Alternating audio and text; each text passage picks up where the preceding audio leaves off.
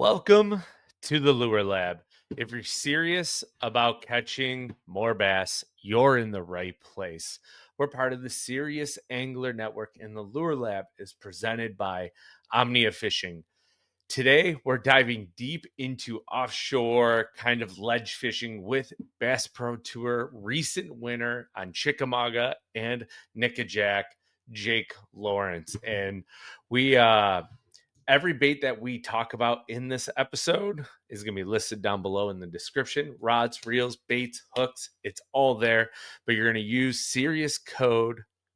Serious 10 is our code you're going to use over at Omnia Fishing for 10% off because, as always, the Lure Lab is presented by Omnia. So, little intro there. This episode is loaded with juice in it. Tons of big bass baits, way to catch them offshore, where to target them and look for them, and all the baits, rods, lines, techniques, and reels are all linked down below. So without further ado, let's get on Jake Lawrence.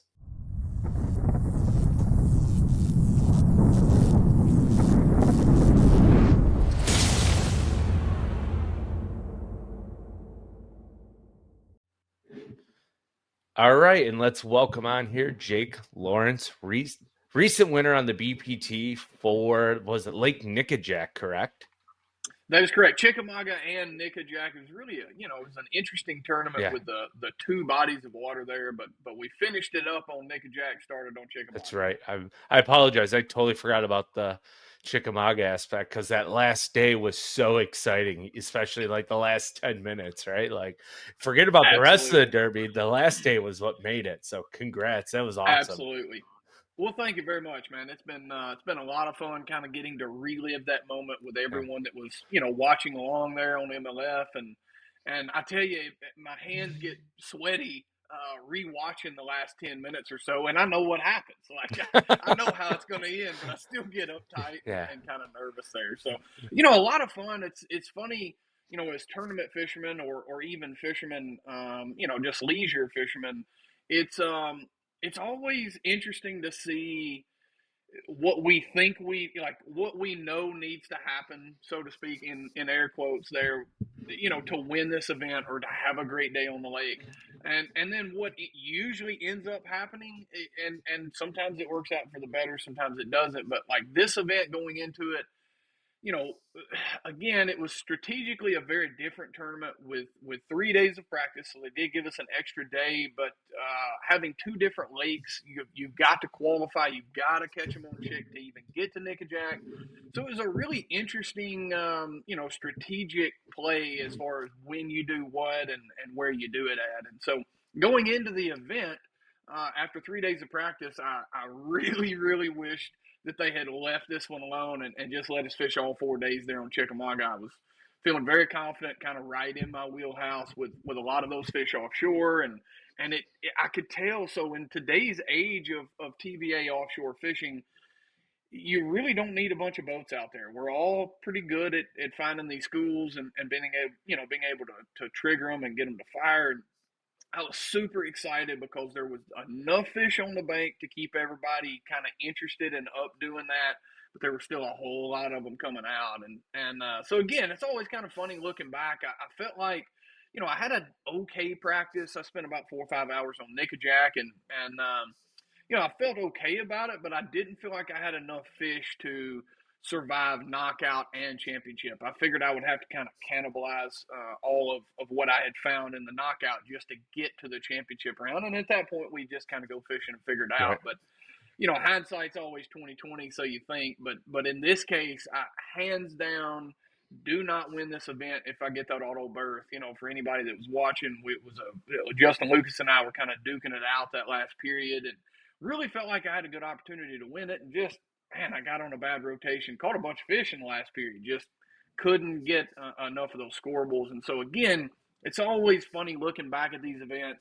You think you're dialed in, you think you know what you need to do, and oftentimes just the opposite happens, and a lot of times that's for the better. And Right. this was certainly no exception. So a lot of fun. Yeah. Well, congrats again. And, Chickamauga, you're out there ledge fishing. So for those who don't know what ledge fishing is, because I feel like most of the bass fishing industry knows now, what exactly is ledge fishing and how does it differ from like your typical offshore spots on different style bodies of water from the TVA? Yeah, so everybody hears the term ledge fishing, and we all think the main river channel, 20, 25 feet deep, big giant spoons, big plugs, kind of your traditional, ledge fishing, equipment, and that is obviously, very much a part of ledge fishing, but offshore fishing is something. It doesn't happen everywhere, but it's certainly more than just the summertime river ledge, fishing. It's very, I don't want to say rare, but way more of my fishing is done offshore year round than it is on the bank. And a lot of our lakes are man made throughout the country, and a lot of them are getting fairly old. Around my parts here, on the TVA, most of them are anywhere from 80 to call it 40, 50 years old at this point. And a lot of the shallow cover, the bank oriented cover is getting kind of slim, and so we're seeing more and more fish,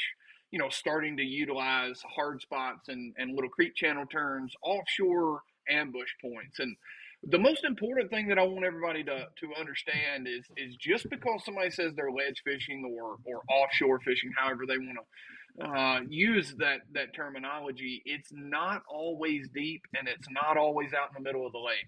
Very, very much of my, I would say 60 or 70% of my offshore fishing is done in less than, call it, 8 feet of water, and oftentimes pretty close to the bank. So, it's a wide variety of opportunities or patterns that kind of come into the offshore ledge fishing, but in essence, it's very important to understand a lot of my offshore fishing, particularly in the fall, is like literally less than a foot deep, but we're out in the Awesome. middle of the lake. So Yeah.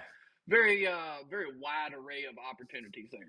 Yeah, anything that's off the bank, we can consider it offshore ledge, right? And it just Yeah. it And depends on again, what's how it's set up based on current flow, etc.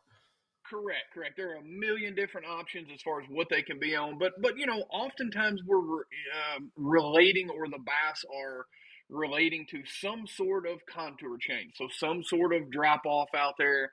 It could be a 1 foot contour change. It could be a 30-foot contour change. But there's usually some sort of change out there. Just to kind of going off topic here for a sec, but really in essence, if we break bass fishing or bass behavior down, change is what they are almost always related to.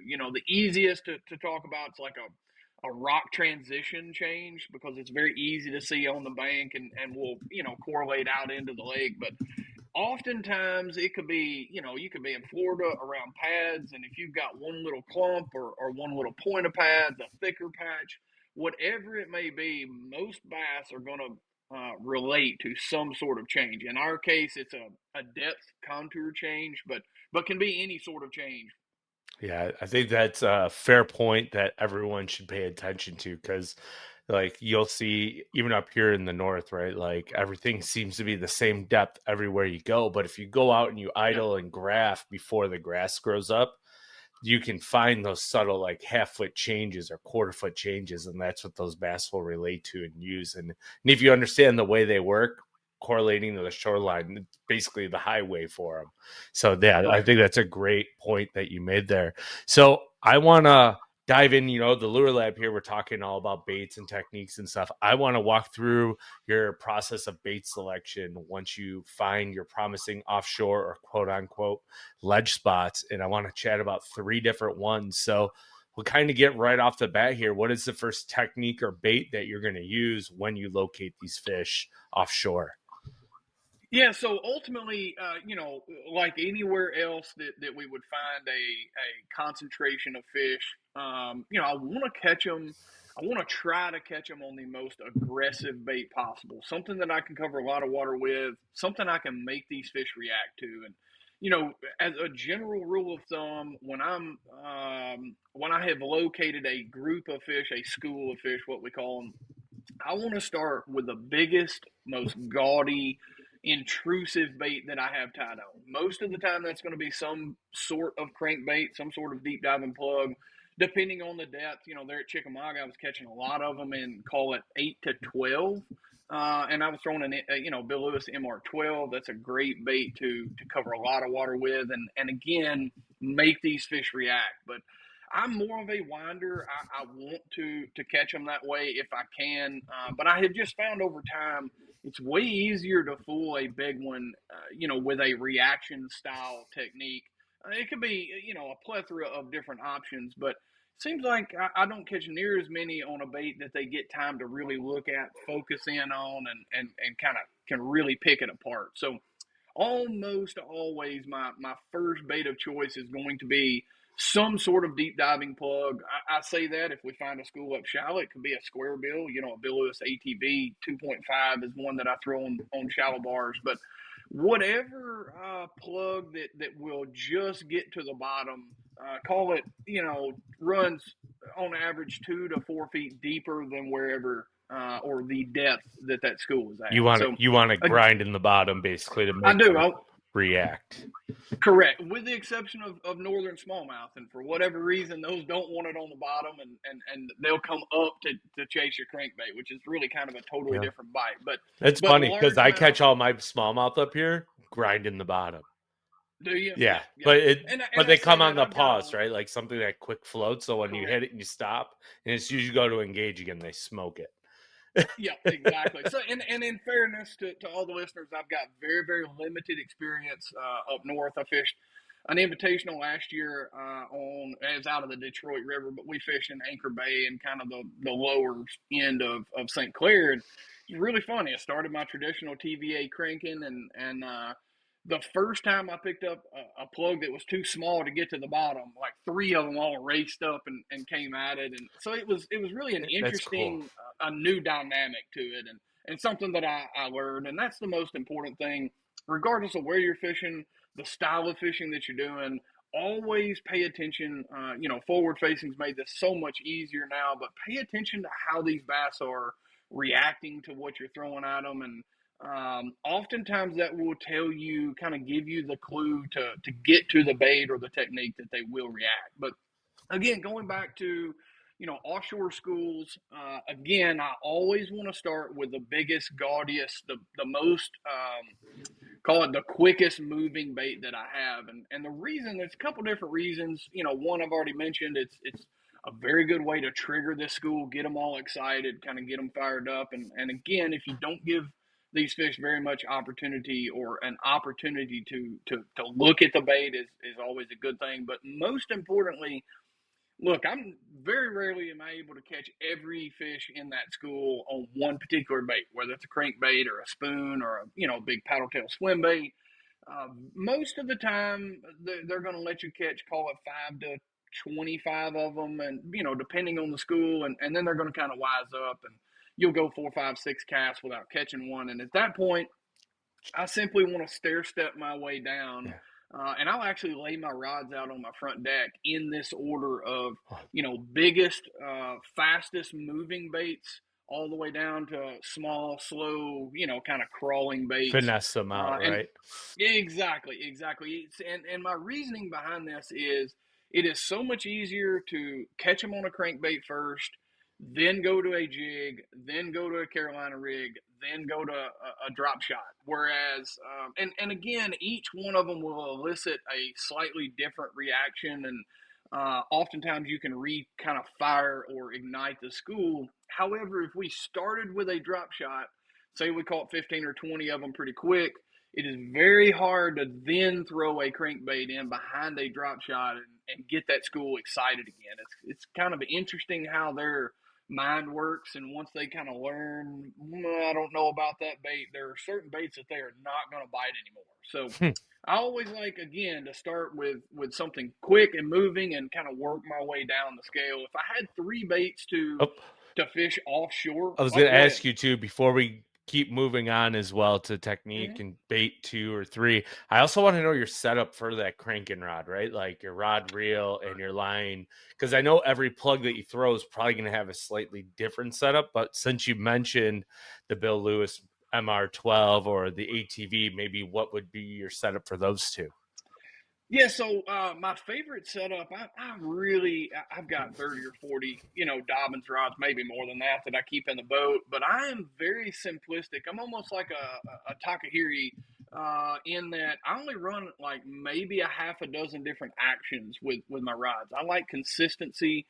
I like to find a rod that, and again, you can't do this with every technique, but that Dobbins Champion XP, the 805, it's an 805 CB, it's a cranking rod, is the absolute meat and potatoes for deep plug fishing. For me, I can throw, even an MR6, maybe not ideal, but, certainly MR12 all the way up. We've got some really cool prototypes that I've been throwing, even at the Chicken Nickajack event. Couldn't really talk about yet, but something that I'm excited for ICAST to kind of release. It's something I've been catching them on, and kind of a little oversized, getting a little bigger. And I like it. so it's always, yeah, it's always fun. But the 805 is the right action for most any of my deep diving plugs that I'm going to throw. And I'm throwing that on 10-pound Seaguar Red Label. I like the Red Label for my reaction style, techniques. It's got a little, of course, it's fluorocarbon, so limited stretch. But of the Seaguar line of fluorocarbon, the Red Label's got the most stretch to it, and that's what I want with a bait that, cranking, particularly deep cranking. I really do something. I don't know that there's a real term for it, but what I call psycho cranking. It is basically winding that bait as hard as you can wind Speed it. cranking, It right? I think it is. Speed is king oftentimes in these groups and schools, and so I want some line that allows a little stretch there, allows a little give, and it just, I feel like when they come up and eat it, that extra second allows them to get it just a little bit better.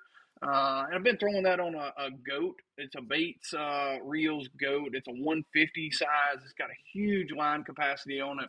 Make a really, really long bomb cast. That's regardless of what rod reel line, even what deep diving crankbait you're throwing. The key to getting more bites with a deep diving plug is certainly your casting distance. The further you can get that thing away from the boat, the more time your bait's going to be on the bottom and digging kind of in the strike zone. So that's super, super important. Again, I love that 805. It really unloads when I go to wind up and make a cast. Just the way that rod unloads, it takes a lot of effort off of me. I don't have to sling it near as hard. And again, it's got a good super parabolic action to it that will absorb some of that shock. So Sure. Yeah, that's awesome. I mean, that's one thing I haven't like dove into yet is the super long crankbait rods. I'm always stuck between like that 7 foot to 7.6. And that's yeah, definitely something I need to do when I need to launch it way out. And I'm just like, I'm gonna use it like a week of the year. So yeah, I'm yeah, like, yeah. yeah, I don't want to buy it yet. But let's move on like to technique number two, right? You're talking about throwing big gaudy crankbaits. What's technique number two? Is it jig, Carolina rig, some type of shaky head? Yeah, it's again, these are just kind of my tried and true, kind of my basic, what I'm going to have every single time tied on for any offshore fishing. However, it's very important for everyone to understand that each school, sometimes even on the same body of water, same day, can really, really like one particular technique, and the next four schools in a row you can't get a bite on it. So I've always got a ton of rods on the front deck and a ton of options for them. But again, I'm just kind of picking my most consistent, my kind of tried and true. And it would have to be a jig. It's so versatile, and that's something that is really, really key in these schools. A lot of times these schools, post spawn will want you to what we call stroke it up or hop it way off the bottom. And there's so many different options that you can do even with that. Like oftentimes, the difference going from a half to a 5/8, or a 9/16 to a 3/4, or simply just changing from a flapping hog to a Yamacraw trailer can really ignite the school. But there are a lot of options with that one particular bait that I can elicit a lot of different opportunities for them to get fired up on it. And again, stroking that jig through, The school is definitely my favorite way. There's no better bite than you hopping that thing up and watching the line, and it'll just lay flat on the water, and one's picked it up. And Oh, that's awesome. again, um, uh, kind of my starting point is always that mini mop jig. I will trim the skirt down, but I like that round rubber. It just adds a little flair to Yeah. it. It will slow the rate of fall And when down. that It's a bait it's hits a the bottom, it expands out it too, it right? just expands out. Exactly. But I honestly, I have even gone down to little bitty finesse jigs to get these schools to bite as well. The little balling out jigs, or there's a plethora of opportunities as far as the jigs go. But it can and does almost every day matter as far as the action that you're presenting, or the way that you're presenting that bait to them, and kind of the generalized profile of it. But again, if I had to only go with one, it would be that Buckeye Mini Mop. And I guess a half. I like a heavy one as well, but a half will kind of do it all over the place, whether you're deep or shallow. And a flapping hog is it's not a traditional like jig trailer, but it's something that I have really started utilizing. I tell you, Tyler Williams is the Yeah. one that's kind of got me on that. It's unreal how he can go anywhere in the country and catch them on that jig. It's really a something that impresses me. It's not. I don't get him to bite a jig everywhere I go like he does, Oh but my, it's but it unreal. certainly made me. That's all he Yeah, throws. it's made me. It is. It's all he needs. He needs about two rides, and shout out to him for mastering that side of it, Yeah. and really it just goes to show you how dialed he is on that. But that flapping hog, I've got to give him all the credit for that, because I have really caught a lot of fish. It's a bigger, it's a meatier trailer, but what I've noticed is it really slows the rate of fall of that jig down. Mhm. It really kind of livens everything up. So really been a cool thing. I guess I've been throwing it for. I talk like I've been throwing it for a couple weeks. I probably started throwing it last year or so, but so we've caught a bunch on it. But it's still, I've always been my traditional Yama crawls, my little straight tail, Yeah. frog style, and so anyway, it's been fun, kind of learning a new side of it and a new technique. But That's awesome. if I had to go with a third Oh, technique, we need your setup on that too for the oh yeah, jig. yeah, yeah. Yeah. You're So the good. jig, Dobbins Champion XP again, and I really like the 733. So you'll notice, I like a lot more tip to my rods. A lot of guys like a broomstick. I just feel like I can fight them better. It doesn't, fatigue me quite as much if the tip will kind of absorb some of that shock. It won't put so much torque kind of in your forearm and wrist area. And that 733 is kind of my all around dragon ride. Like almost anything that I'm going to drag or crawl around, I'm going to throw it on that 733. And for those that aren't as familiar with kind of the makeup or the models of Dobbins, so a 733, what that is, it's a 7 foot 3 inch long rod, and the last number is always going to be the power or the action of that rod. So that's kind of a medium heavy, heavier medium heavy, but it's very parabolic. It's got not a lot of tip, but for a medium heavy, it does, and it just kind of fits what I like out of a jig rod, a dragon rod, and I've got shoot 10 or 12 of my Dobbins rods that I've got rigged up right now for Hamilton next week are all on that exact 733. So again, everybody's entitled to kind of their own feel and what works for them, but I like to be able to pick up a rod and it feel very similar to something else that I've been throwing all day. It Right. just helps me to kind of stay fluid, and again, it's just a comfortable thing for me to that transition to go from bait to bait. But a jig, it all just kind of depends on what I'm doing with it and where I'm doing it as far as the line goes. I would say if I had to go with one, it would be the Seagar Red Label or InvizX in 17. Although I have found that 20 or 25 to get that bait to kind of really slow down and float on the fall, kind of glide. So the bigger the line diameter, which is the larger the pound test, the more water resistance you're going to have against that line, and so it's going to help kind of make the bait glide whereas a 12 or 15, it's just going to fall like a rock straight to the bottom. And so, again, I can't emphasize enough the small little bitty details can oftentimes go a long, long way, in these schools. And if I can give anyone a kind of a tip that if you take anything away from, what we're doing here today, it's to pay attention when you trigger that bite, when you get that reaction. Be mindful of what exactly you were doing at that moment, because a lot of times, and I can't fully understand this, as well as what I would like to, but I've seen it so many times where, you're winding a plug through there as fast as you can and you give it one twitch, and that's when he eats it every time. And it seems like once you trigger one fish in that school, they'll all be triggered, at least for a small period of time. They'll all be triggered by that same exact thing. I really can't understand why that is, but it's so important. Obviously, anytime, anywhere, whether there's 100 out there or just one, you can always correlate that information into the next bite. But more so in these schools, it is so important to replicate or duplicate exactly what triggered that last bite, because it will oftentimes kind of snowball. The faster you can get it back in there, the more you're going to catch. That's awesome. And then what reel are you using for that with the jig? Yeah, so I've got a pretty small hand. I'm not a huge guy, and I'll throw that goat that baits 150 a lot on something that I need a really big line capacity on. But my day in day out is that hundo. It's a small, Yeah, I they like they my call hundo. it a It's hundred awesome. size.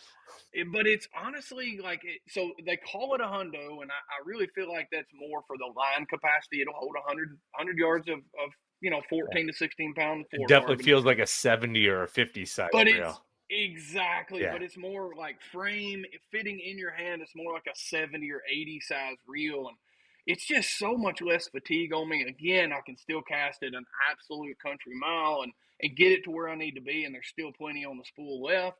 But that is on most of my rides. I really like either the hundo or even the salty hundo. It's been a really, really fun reel for me to fish with here in the last year or so, and it's what's on the vast majority of my equipment. So, again, uh, for a jig, I'm generally going to go either a 7-to-1 or even an 8-to-1 gear ratio. I really like consistency again. And so I've kind of leaned more towards that 7, just to kind of middle of the road. It'll kind of happy medium for everything. But again, nothing wrong with utilizing a really high speed reel. Those fish, when you hop that jig off the bottom, you've oftentimes got a lot of slack, a lot of bow in your Mm. line. And so it is important to be able to pick that up really quickly when he bites. Yeah, that's another great point. Like, I can't tell how many people or clients, right? Like, you hop a jig or it's a jerk bait bite and they push it and they can't catch up to it by the time they go to Yep. swing. I'm like, oh, yep, he's gone. You got to reel. You can't just jack him. Like, you got to reel into him and then hit him. And it's hard to Yeah, I teach tell you, that. It's hard to teach it it. is. It is. But I tell you what has taught me more about that than anything else is all the YouTube videos, all this underwater footage. It is amazing, even with a jerk bait with 9 hooks, 3 treble hooks on there, 9 hook points. That fish can inhale that jerk bait and spit it out, and I'm not sure the fisherman up there ever even knew he bit it. Yeah, Like it blows my mind how they can do that, and same way with a deep diving plug, they do it a lot. You'll feel them bite it and just nothing loads up. And he's come down there and grabbed it and yeah, spit it out, faster than those hook points could swing around and get him somewhere. So it's crazy. to back up a little bit, everybody's got their own kind of ideology behind, psycho cranking or speed cranking. A lot of guys like a slow gear ratio reel. Excuse me, and I mean just whine for all you've got. And I've done that a lot, but I really like a medium gear ratio reel for that. A 6-1, 6-3 to 1. I don't really want to get much over a 6-3.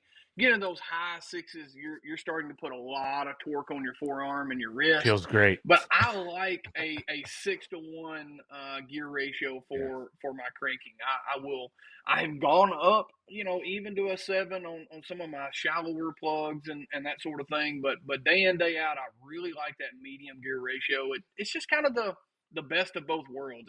It's not too much fatigue, but oftentimes I'm trying to reel this crankbait so fast I physically cannot turn the handle as fast as what I need to with that slower gear ratio. So again, it's totally personal preference. You can accomplish for the most part, you can get the same outcome regardless of the two options. But I particularly like that 6 to 1, 6-3 to 1 gear ratio for my cranking. Sure, yeah, my fault on that one and not asking it. But I don't know. I appreciate you backtracking. But technique number three, like a lot of times, like in my opinion, when you watch offshore tournaments, especially in the TVA, it's like a swim bait or a hair jig. But like, what would be your go-to number three?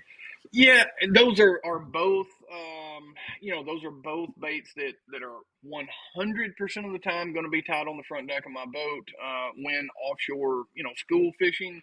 But I'm trying to pick the three to me that are the most Like versatile, consistent. Yes, and the most consistent in getting bites. And again, let me kind of back up here. I apologize for bouncing around, but just you're good. things are kind of firing off in my mind. The one reason and the reason that I chose a jig, particularly that little Buckeye mini mop jig, as my second kind of go to is because of the versatility. So I talked about hopping it, kind of stroking it. But so many times they won't bite it that way, and you can simply, even on the same cast, you can really start to drag it. I've seen it where these fish were so picky they would bite it on a little bitty, like you couldn't move your rod tip more than a foot, and they would bite it, or a big long slow drag. Like you just really have to pay attention. I can't emphasize enough.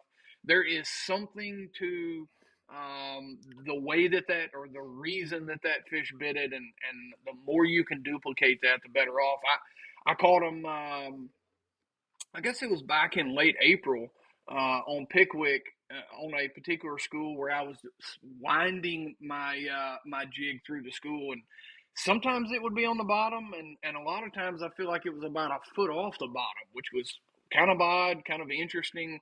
I've caught them that way before, but not super often. But again, that jig is super versatile. In one cast, maybe two casts, I can really mix it up as far as my retrieves and what I'm doing. And oftentimes within the first 2, 3 casts, I've tried 4 or 5 different Mm. ways to fish that jig and can elicit a strike or, to kind of put it down and pick something else up. So I'm trying to pick the top three that are, I would say generate the majority of the bites. And a hair jig is a great bait. A paddle tail swim bait is another, but there are a lot of schools that just won't fire on that. And a lot of that has to do with the way that these fish are set up. So if I idle over a school, whether I'm looking at them on side imaging or down imaging in 2D directly under the boat, I'm really paying attention to how those fish are related to the bottom. Not, obviously we want to see how they're related to each other.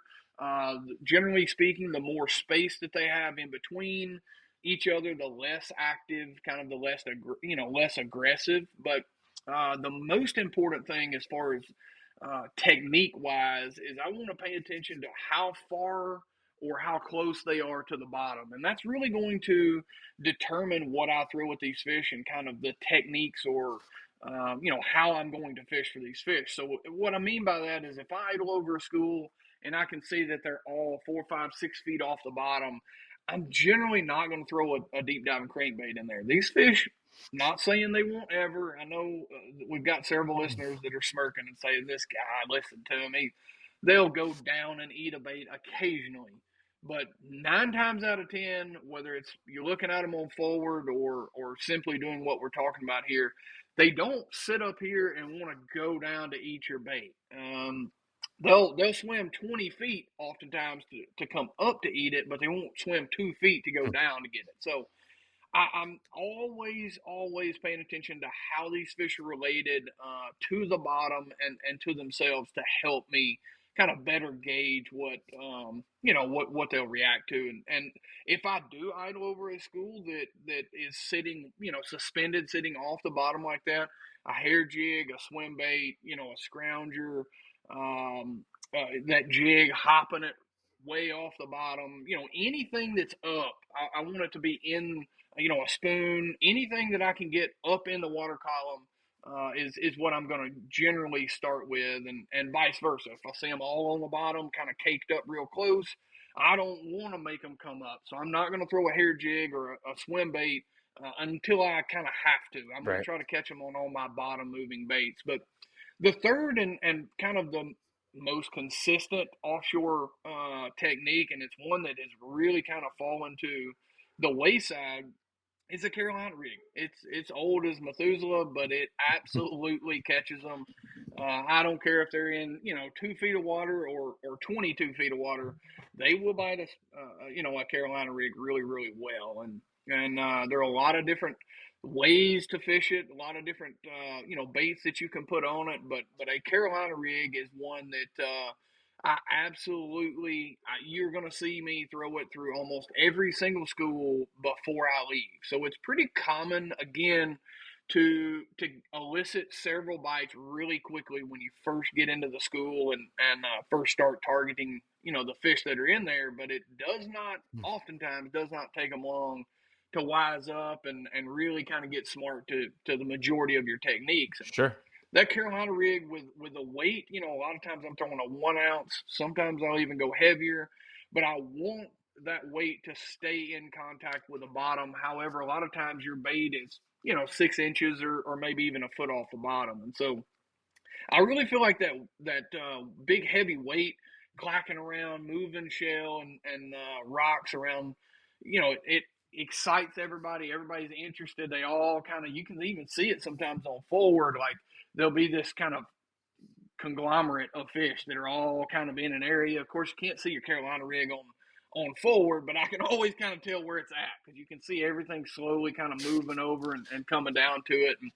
And it's just a great bait. Once you more or less you caught them over there with that racket and kind of ruckus that your weight has caused. Yet once they get there, it's a weightless soft plastic of some sort. That's there. So uh, that's one that I'm going to have to throw in my top three. It's not always what you can elicit the biggest bass in that school to bite, but it is kind of my cleanup crew, so to speak. It's something that I'll throw in there to reignite the school. And there are times when you can get them going again on a Carolina rig and then pick your same plug back in and wind it through there. You've reignited the school and you can catch another big one. However, I've caught a lot of big ones on that Carolina rig, and it will certainly do it. It's just it's a bite getter. You of all sizes and shapes. You're going to catch whatever's down there most of the time. Well, before a drop shot, it was basically a Carolina rig was the only thing you could throw, right? Yep, Like before we yep. figured out all the finessey side of it, it's like the Carolina rig is tried and true. It catches them all over the country. Every species of bass will bite it. What's like maybe one or two of your go-to soft plastics you put on it? A Yamamoto D shad is probably without question going to be the first Mm. thing that I throw on there. It's a fluke style bait that really is kind of a do nothing bait. It's a little It heavier than your doesn't. standard fluke too, isn't it? It is. It is. It's heavily salted. It's got a lot of weight for a weightless, soft plastic. Um, but it's just got a. If you pull it in the water, it's got an interesting. Like there is no appendages. There's no tail that's kicking or swimming. But as you pull this bait, it just kind of wanders around. Like it'll just kind of be erratic in its own Search mode. song. Yeah. Yes, it's just kind of wandering around as you pull it. It never goes the same way twice, and again, it's very natural, but I don't want to call it erratic, but it's just not like your run of the mill, just kind of scooting Yeah. along the bottom straight, and like many other baits. But if there are times where they seem like they want something, with action, something a little bigger. I'll throw that 4 inch Yama crawl, but probably my kind of sleeper bait that I throw on it, something you don't see a lot, is an itchy. So what that is it's a ribbed 10-inch worm. It's got a big long curly tail worm on it, and again, it's big, it's bulky, and it's got a lot of action. And I know this sounds crazy, but there have been times, and I say times like a number of times, where you could throw that D shad through there as many times as you want to. You might catch a little one, most of the time you don't. You can put on, again, whatever it may be, but a big worm, an itchy in my case, and you literally don't drag it this far and one eats it. And it's so crazy, so frustrating at times when it's like I've just wasted, 15 minutes throwing my Carolina rig through there with a D shad on it. I've drug it 2 feet and caught one on my itchy worm. And so, again, I can't emphasize enough, if you know you're throwing in a school of fish, don't throw the same bait or the same technique or fish it the same way more than 2 or 3 casts, because they are going to tell you as soon as you figure out what they want, they're going to let you know it. And the faster you can get to that, obviously the more you're going to catch. And so you won't ever see me catch or excuse me, make very many casts without catching one before I start doing something different. But the D shad and the itchy are my two that I really, those are my tried and trues. I'll get it kind of out of the box when I need to. I've got a couple little JDM baits, little spiders and different things that I've caught them on, but those are the two that are kind of tried and true and always part of my Carolina rig game. Love it. Now, what is your setup? And I'm curious, are you a fluorocarbon leader guy or a mono guy? I am a fluoro guy.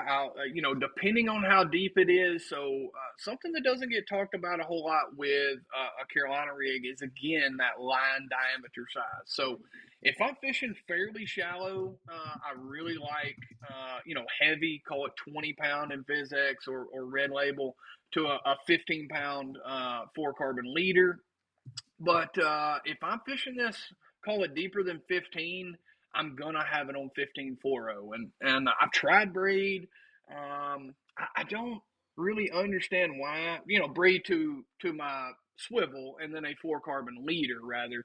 I just don't seem to get as many bites with the braid Hmm. mainline. I don't really understand that. I don't know if it's creating a different sound, or if it's making the weight pull around differently with no stretch. But it just seems to kind of be my little niche. I'm most confident with 15 or 20 on the main line. Again, Red Label is kind of my tried and true. But I'll go up to Invisex if I feel like I need to. And I always throw a fluorocarbon leader. I have played with in both a pool and in my bathtub, the mono leaders. And to be honest with you, our kind of old school train of thought as far as floating that bait up, really, I can't buy much into that.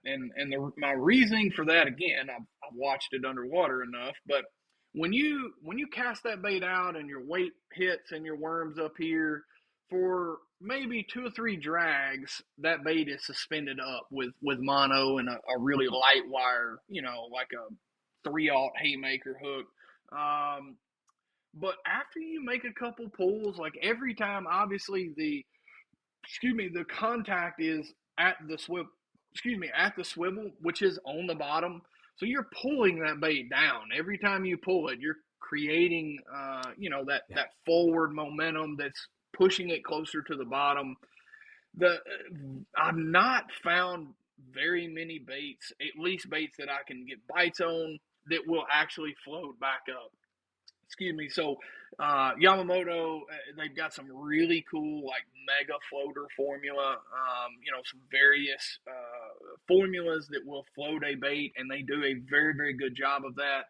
But it's more of floating the back halves of most of these baits up. So when we add, and those worms will float like a dream with no weight in them. Excuse me, no hook in them. But you add the weight of a hook, and again, it will help suspend it better, Right. but it's still, as you're pulling it, it's going down, and then it'll slowly kind of get a couple inches off the bottom. I already have a hard enough time feeling these fish bite a Carolina rig with, I usually use a really big, call it a 2 to even a 3.5 foot leader.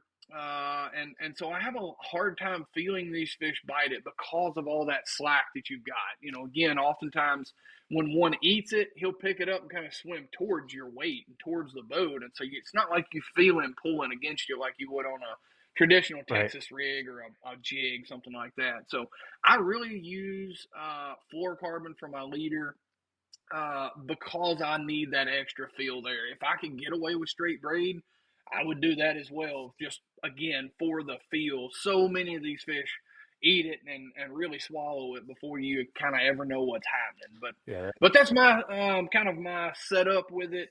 Again, the most important thing with all of my ramblings there is if you're in really deep water, go down on line size. 15 is obviously as small as I will go, but it makes a difference. You need that weight to be in contact with the bottom at all times. And with 20, I just start to lose, like as I'm pulling it only the first couple inches, am I actually feeling the bottom? And the rest of the time, I feel like it's, up an inch or two off the bottom. So the weight, in my mind, the weight is really what's calling those fish over there and getting them interested. And then as they get there, here's my itchy or a D shad, whatever my little soft plastic Sure. is, really kind of natural, just floating around. And there is nothing like a weightless bait of almost any kind. If you can get it around a fish, it's by far the most natural and usually will give you the highest bite percentages. Sure. Now, before I move on to our final question, what is the rod and reel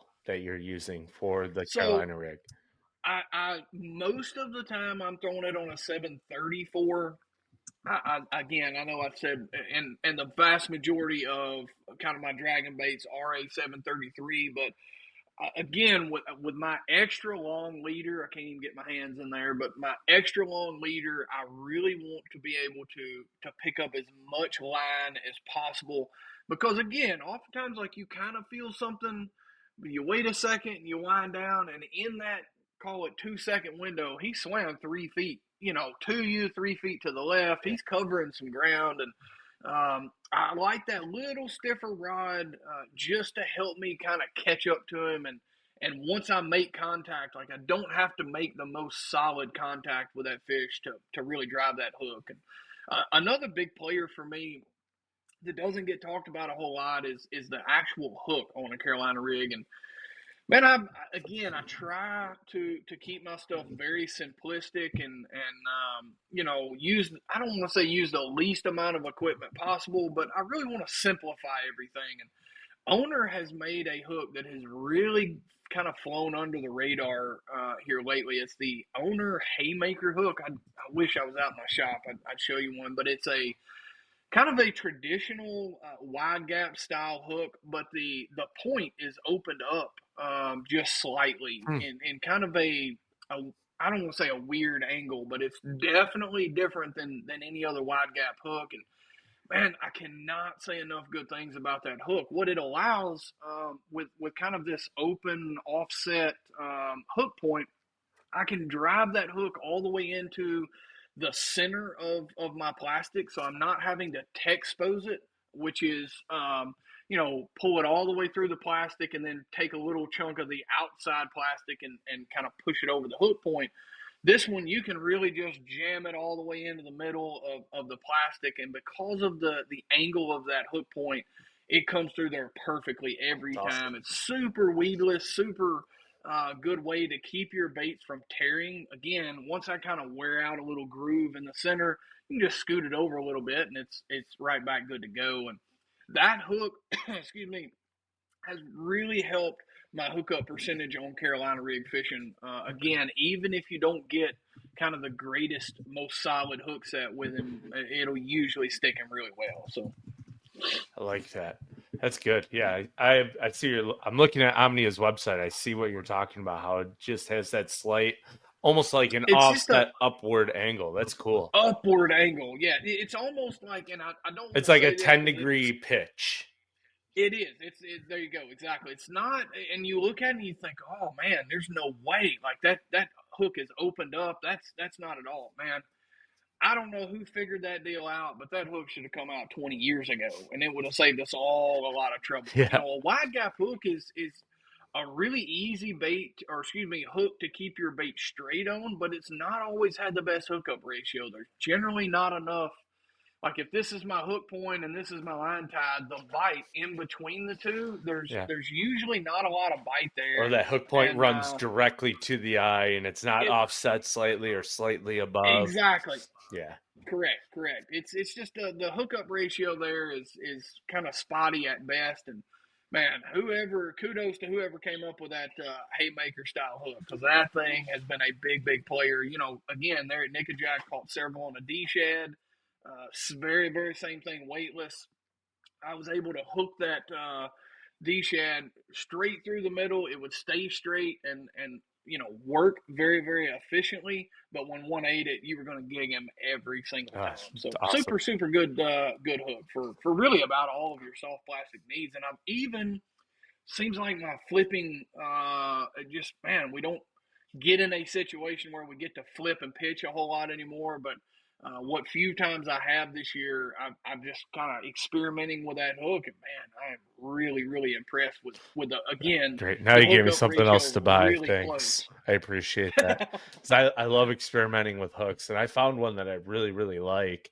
It's the Hayabusa Worm 956 hook. It's like the only Hayabusa hook Yep, I actually like, but that thing is mean because it's slightly yep, offset. It's slightly higher than the eye point, so it's become my favorite EWG hook out of basically yep. all of them at this point. It's good. Yeah, so we've kind of gotten off topic, but real quick, something that I noticed flipping. Our biggest problem with flipping, we all like to hit them super hard, slackline them, which to me never made any sense. That's the closest bass to you that you're going to set the hook on ever, Yeah. and it's the hardest that you're trying to set the hook. But oftentimes, what we'll do is by setting the hook super close to the boat, very little stretch in our new lines in today's world, you'll open up a big hole.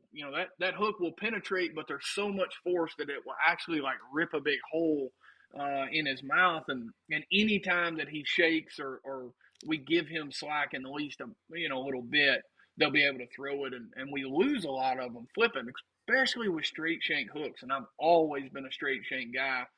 That haymaker hook it really impresses me. Again, I don't know if it's the kind of the offset or the upward bend to it. And I have also kind of tuned down on how hard I set the hook when I flip, but that thing doesn't rip a big giant hole in them. It gigs them really well. And so again, if anybody's having a hard time, keeping your fish pinned up, flipping, try that haymaker hook, man. I tell you, it's again because you can hook, kind of rig it in the center of the kind of the meat of the plastic. It's super weedless, way more so than when you're tech exposing it. And again, it just doesn't rip that big hole in them. Sure. Yeah, that's awesome. I appreciate the tips. So, ready for the last question, Jake, and I'll let you get out of here. I know we went about 20 minutes longer than I said it would take. So, my apologies on that behalf. But No. this final question, it's presented by Omnia. It's the Omnia Juice of the Week. But we're going to circle back to kind of the beginning and offshore stuff, right? Like, I want to know, Hmm. what is your first indication that fish may be starting to set up offshore or on ledges? And where would you look for this first? Like, what is Yeah, the indication to know that they're starting to slide off? correct. So let's just I could talk for 2 hours on that. So I'm gonna try to We'll keep have to it get you on the somewhat. actual Serious Angler Network and have an entire offshore Yeah, episode let's with do you. it, man. I'd love to, because I have been super fortunate. Grew up here on Kentucky Lake and kind of fished the lower half of the TVA chain a lot. And if there's anything that I've got a ton of experience with, it's offshore schools and kind of, we're right in the heart of this time of year where your biggest groups, your most aggressive fish are going to make their way out there. There's a couple different indications or things that I'm looking for that will indicate that they're starting to move offshore. First and foremost, when I get to whether it's a new body of water or had I not been off limits today, out on Kentucky Lake, like when I put the boat in, I am looking for where I see life, and most importantly, where I don't see life. So let's take last week at the MLF Invitational is a great example. So I really wanted those fish to be offshore. There was a shad spawn, there was some high water. It just really never materialized. But each day I would go out there and spend some time looking, knowing that if I was the first guy to kind of find that pattern in that little window, you would probably win. And I still feel that way. I just never came across it. But it would help me to look for where I see life. And what I'm really talking about there is subsurface, underwater, whether it be white bass, skipjacks, the threadfin and gizzards that they're feeding on. If I'm idling around offshore and I'm seeing a blank screen and there is nothing there, most of the time you're probably a little ahead of them, or even as we get later in the summer, you'll be a little behind them. So I get this question all the time, and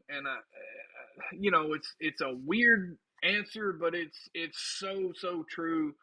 Everybody wants to know how do you go to a new body of water? How do you find, whether it's ledge fishing or not, how do you figure out where the fish are? And it's simply like my general rule of thumb is to find life and notice where there isn't life. And so, pick week each day, I'd spend an hour or two out there, and you would not see anything. I mean, a dry screen, nothing there. That's usually a pretty good indication that they're not out there yet. And a tip that I'll give everybody, and kind of circle back to what I was saying, is if outside of the spawn, so there's that happens at different points during the year based on regionally where you live and where you're fishing. But outside of that reproduction window, wherever the food source is where the bass are going to be. And so, like, it seems so complicated to come to a new lake, go to a new lake, come to a lake that you fish all the time in a different time of year, and figure out what they're doing and where they're at. But if you'll take that kind of general mindset of, all right, I know it's post spawn, there's very few of them spawning anymore. Let's go find where the food is, and then we'll kind of figure out where the bass go from there, and where and how they're related, accordingly to the food. So again, it's just something to kind of simplify fishing for me, and to kind of keep it less complicated, less confusing in my mind. But offshore fishing is, it's something that takes a little time. It's something that, you've got to gain a little confidence in, but know that when you're seeing life, when you're seeing food out there, there are some fish that are almost always going to be there. And the types of areas that I'm looking for are vastly different based on what, that particular ecosystem has, in store, or has, available. On the TVA, it's typically little shell beds, little hard spots that are current oriented. The current is really pushing over a place very very hard. Could be a channel turn, creek channel swing. Could be the end of a bar, but it's somewhere that there's hard bottom, and the current is going to roll over, pretty quickly and Sure. and hard, so to speak. So other places, like we're going to the Potomac River here in 6 8 weeks. There'll be a lot of fish caught offshore there. They'll be fairly shallow, not deep, but offshore. Those are most likely going to be related around submergent vegetation. Instead of it being a hard spot, it's going to be a point in that grass or a clump in that grass, that allows them to to ambush from that particular position. So it can change based on again what the Yeah. environment is holding, or what it has available. But most of the time, these offshore schools are going to be related to some form of hard bottom. Outside of submergent vegetation, it's some sort of really sticky, hard. We call them shell beds. They're not always shell, but they are Something hard. hard. Yeah. Oh, Correct, oh, correct. well, Up in your country, it's probably boulders and bigger rock, whereas here, on the TVA, it's like baseball size shell and rock. Very sure. small, but again, really hard. If you throw, at call it 10 o'clock over here, you don't feel it. If you throw at 2 o'clock over here, you don't feel it. You throw right there, you'll come through that stuff and feel It it. almost feels crunchy. Yeah. Yes, exactly. You can feel and watch your rod tip really bounce around. You're in that hard bottom. 100%. Well, Jake, I want to take the time here real quick before I cut you loose and say thank you for coming on the Lure Lab. And we'll definitely have to get you on the Serious Angler Network, the main show here shortly. And yeah, man, congrats again. And thank you for your time today.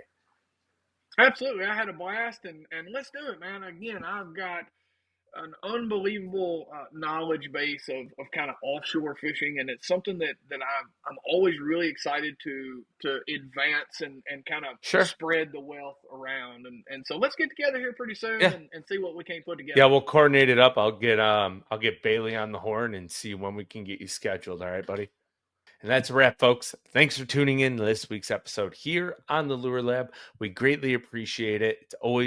As always, it's presented by Omnia Fishing. So make sure you smash that subscribe button if you're listening here on YouTube.